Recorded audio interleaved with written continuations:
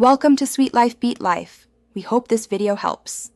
In this video, I will explain how to connect a sub-router.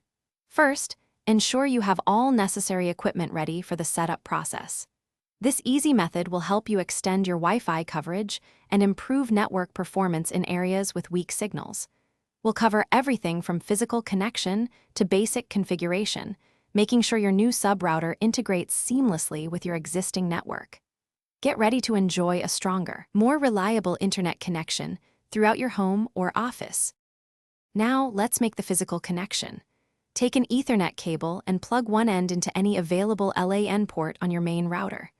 Then, connect the other end of that same Ethernet cable into the WAN or Internet port on your sub-router. It's crucial to power on your main router first, letting it fully boot up. After that, power on your sub-router and give it a moment to initialize. With the routers connected and powered, it's time to access your sub-router settings. Connect a computer directly to one of the LAN ports on your sub-router using another Ethernet cable.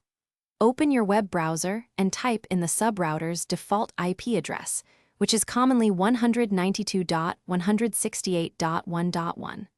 Log in using the default credentials, typically printed on a sticker on the router itself. For the final steps, you'll want to change the sub-router's IP address to prevent conflicts with your main router. For instance, try 192.168.1.2.